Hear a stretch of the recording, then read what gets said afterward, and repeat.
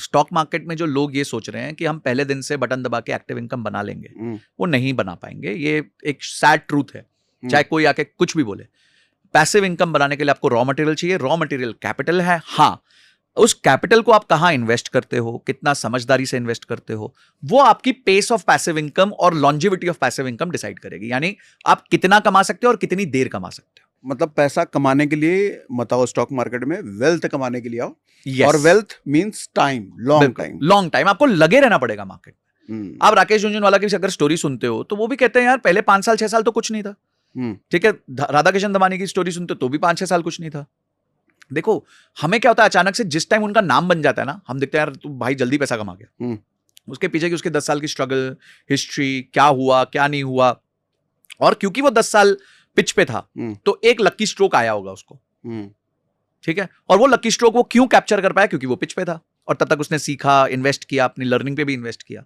पर हमारे यहाँ लोगों को क्या चाहिए भाई, किसी को देख लिया इंस्टाग्राम पे यूट्यूब पे कि भाई ने बना लिया 2 करोड़ रुपए आज एक दिन में ट्रेडिंग करके स्टॉक मार्केट में, इलेक्शन वाले दिन तो मैं भी बना लूंगा। अरे वो भाई 10 साल से बैठा है स्टॉक मार्केट में, तो एक उसको वो दिन मिला जब उसने वो 2 करोड़ रुपए बनाया। ऐसे कितने महीने गए होंगे जब उसने लॉस किया होगा, वो कोई नहीं देखता।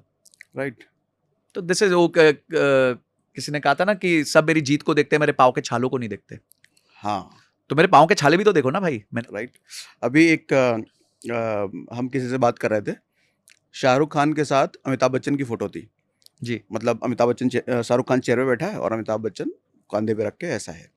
तो उस फोटो को देख करके हम बात कर रहे थे, यार कैसा होता अगर शाहरुख खान अमिताभ बच्चन का बेटा होता।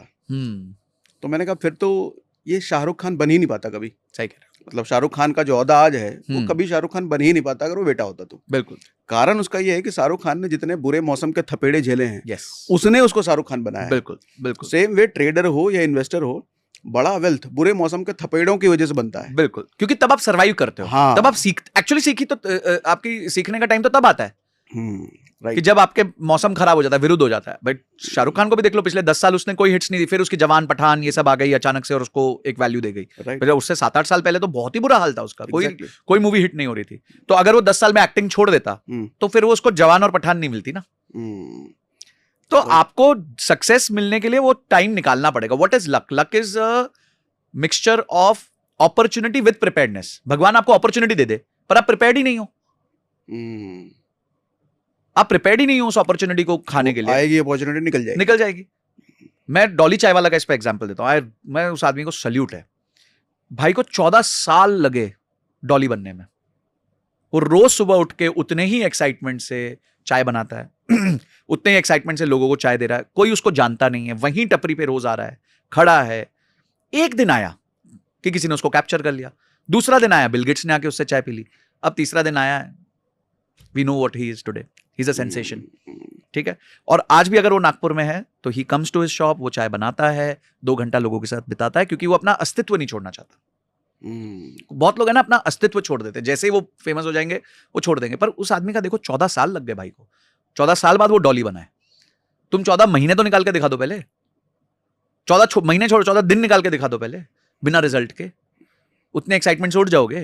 मतलब रोज सुबह उठ के उतने एक्साइटमेंट से पार्टिसिपेट करना कि अभी तक रिजल्ट नहीं आया, तो वो एक अलग चीज है। आपको देखो, ट्रेडिंग हो, इन्वेस्टमेंट्स हो, it is not about skill. Skill YouTube पे बहुत लोग हैं, आप भी बहुत अच्छे से स्किल दे रहे हो। आपकी लंबी लंबी वीडियोस SIPs के ऊपर, SWP के ऊपर, STP के ऊपर, कहाँ डालें, कैसे डालें, ETF ट्रेड, सब कर रहे हो आप।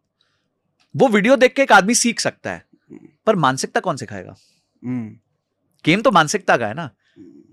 क्या आप तो बता रहे हो कि ये इंस्ट्रूमेंट है, इस तरह से 10 साल रुको, आप बताते हो कैलकुलेटर से बता देते हो 20 साल रुकोगे तो ये हो जाएगा, 30 साल रुकोगे तो ये हो जाएगा। सही बातें बता रहे हो आप, पर उनको रुकना नहीं ना 20-30 साल। उनको तो मैगी नूडल आज चाहिए 2 कमेंट भी आते हैं, अरे इतना लंबा टाइम नहीं है, 5 साल में बताओ क्या हो जाएगा। हाँ, उसका बताओ। हाँ, तो 5 साल में तो इन्वेस्टमेंट बढ़ाओ। हाँ, या तो वहां इन्वेस्टमेंट बढ़ाओ, सिंपल सी बात। मतलब एक्टिव इनकम ज्यादा डालो। बिल्कुल, टमाटर ज्यादा डालो, ज्यादा केचप निकालोगे। अब बोलो नहीं यार टमाटर तो एक ही है, पर बॉटल 100 बनानी है केचप की, तो यहां तो वो धांधलेबाजी नहीं चलेगी भाई। ये तो मार्केट्स है। ट्रू। तो सागर जी एक किस्सा है, और आई थिंक ये लोगों को ना बहुत अच्छे से सुनना चाहिए।